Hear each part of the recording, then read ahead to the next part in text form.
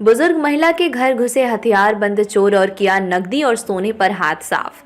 सुरक्षा को लेकर कॉलोनी में दहशत का माहौल। सीसीटीवी में घर में घुसते हुए कैद हुए चोर। फरीदाबाद की आईपी कॉलोनी में रहने वाली सीनियर सिटीजन महिला के घर बीती रात उस वक्त हथियारबंद 3 चोरों ने सोने और नकदी पर हाथ साफ कर दिया जब उक्त बुजुर्ग महिला लोहड़ी के कार्यक्रम को लेकर अपनी बेटी के घर गई हुई थी। चोरी की वारदात सीसीटीवी में कैद हो गई है, जिसमें 3 चोर बारी बारी से घुसते हुए दिखाई दे रहे हैं और उनमें से एक चोर के हाथ में तमंचा भी था। फिलहाल पुलिस मामले की जांच कर रही है। वहीं कॉलोनी वासी इस घटना के बाद डरे हुए हैं और उनका कहना था कि यदि बुजुर्ग महिला घर पर होती तो उसकी जान भी जा सकती थी। तस्वीरों में सीसीटीवी के माध्यम से दिखाई दे रहे ये वही 3 चोर हैं जिन्होंने आईपी कॉलोनी की रहने वाली बुजुर्ग महिला के घर में घुसकर सोने और नकदी पर हाथ साफ कर दिया और फरार हो गए। फुटेज में एक चोर के हाथ में तमंचा भी दिखाई दे रहा है। पड़ोसियों ने जब घर का ताला टूटा देखा तो उन्होंने बुजुर्ग महिला को फोन किया और उन्हें बुलाया। इसके बाद पुलिस को सूचना दी गई। पीड़ित महिला ने बताया कि लोहड़ी के त्योहार को लेकर वो अपनी बेटी के यहाँ गई थी और उसे फोन द्वारा सूचना मिली। मैम, कल जो वारदात हुई उसके बारे में कुछ बताएं। तो सर मैं 7 बजे गई बेटे के साथ, लोहड़ी का त्यौहार था, बच्चे लेने आ गए तो जाना पड़ा उनके डिमांड पे, और हम 10:30 वापस आ रहे थे। रास्ते में हमारे नेबर हैं, उनका आया फ़ोन जी कि मेरे में कहाँ पर हो। मैं कहा मैं 37 गई थी, रास्ते में आ रही हूँ। जी। किसके साथ हो? जी। दामाद के साथ हो। जी। कब गए थे, क्या हुआ? फिर मैंने कहा सब ठीक तो है, इतने क्वेश्चन क्यों आप पूछे जा रहे हो? एग्जैक्टली। कहते नहीं जी नहीं, कुछ ठीक नहीं है। क्या हुआ? आपका तो ताला टूटे, दरवाजे सब खुले पड़े हैं। पहले तो उनको दहशत हो गई कि शायद मुझे मर्डर करके तो नहीं रख गए, दरवाजे खुले पड़े हैं, कोई भाग गया हो। जी जी। सबसे पहले तो उनको ये हुआ। धीरे धीरे उन्होंने नॉक किया, कोई आवाज़ नहीं आई। फिर अंदर आए, वॉशरूम में शायद हो, नहीं मिली। फिर देखा तो लाइटें सारी जल रही हैं और सामान सारा अस्त व्यस्त पड़ा है। आके तो मेरे तो पूछो ही मत जी। जी, हालत थोड़ी सी जैसे कोई सामने से आता देखता है बिल्कुल ताला घर का खुला हुआ है तो बिल्कुल समझ सकते हैं उस तरीके से। और सामान बिखरा पड़ा है, अलमारी टूटी पड़ी है, सामान ही गायब है। क्या क्या सामान ले गए कल क्या वैल्यूएबल सामान ले गए हैं? गोल्ड की चेन थी जी, 1.5 तोले की जी, और 14,000 कैश ले गए हैं। हाँ। और आप मकान में अकेले रहते हैं? हाँ जी।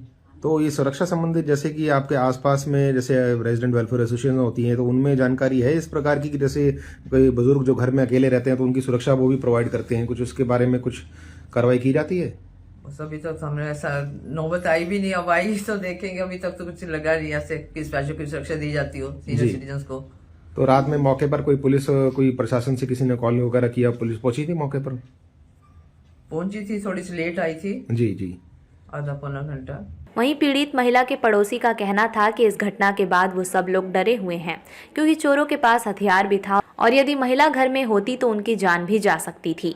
उन्होंने पुलिस द्वारा किए जा रहे सुरक्षा के दावों पर भी सवालिया निशान लगाया और कहा कि सर्दी के मौसम में पुलिस को रात के समय पेट्रोलिंग बढ़ानी चाहिए।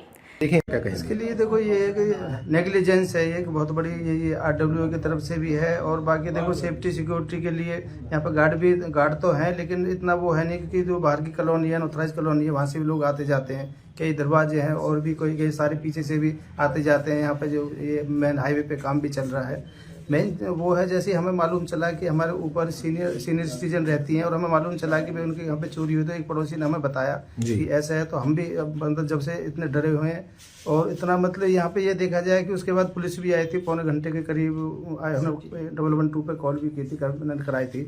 और जो हमारे आंटी हैं उनको हमने हौसला दिया थोड़ा, डर बहुत डरी हुई थी, बड़ी भय थी। तो पता चला कि ये चोरी नहीं, ये एक तरह की डकैती थी। 2-3 लोग उनके कैमरे में आए हैं कि उन लोगों ने कुछ हथियार वगैरह थे जिससे बाकायदा इनको ये किया हुआ। बिल्कुल, अगर कल वो घर में अकेली होती, अगर मौजूद भी होती तो अगर कोई ऐसी वारदात होती तो बिल्कुल कोई बड़ा हादसा हो सकता था। बिल्कुल जान माल का बहुत ज्यादा नुकसान हो जाता है। वो तो शुगर है, भगवान का शुगर समझो कि सब ठीक रहा। लेकिन वो कल से और इतने वो भी डरी और हम भी डरे हुए हैं कि हमारे बच्चे भी और हमारी फैमिली भी, हम ड्यूटी चले जाते हैं अपने सर्विस के लिए। उसके बाद फिर देखिए हमारे बच्चे भी अकेले, छोटे बच्चे हैं हमारे। अमूमन देखा गया इंद्रप्रस्थ कॉलोनी में ज्यादातर जो है वर्किंग क्लास है, लोग काम करने जाते हैं।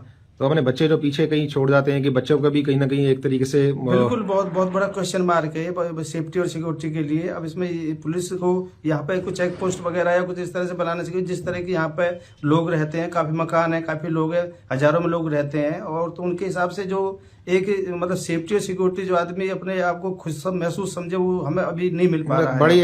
एक बड़ा चिन्ह है इस कॉलोनी के लिए कि सेफ्टी सुरक्षा जो है वो इस कॉलोनी के लिए एक बड़ा प्रश्न चिन्ह बना आपके हुआ है। माध्यम से मैं यही कहना चाहूंगा कि यदि यहाँ पे चेक पोस्ट वगैरह बना दिए जाए, एसएचओ साहब किसी को डिवीजन अफसर या जो भी है यहाँ के बीट कांस्टेबल, उनको यहाँ पे मौके पर है और पेट्रोलिंग वगैरह पुलिस की तरफ से बढ़ाई जाए, आरडब्ल्यू की तरफ से बढ़ाई जाए, तो ये हमें थोड़ा सा सकुन सा महसूस होगा कि हाँ भी हम अपने वहाँ पे अपने घर में या अपने जगह पे या गली में ठीक सब ये, तो यहाँ तो दिन रात डकैती और चोरियां इतनी बढ़ती जा रही है बहुत ज्यादा, जिससे अब बहुत ज्यादा डर बना हुआ है हमें।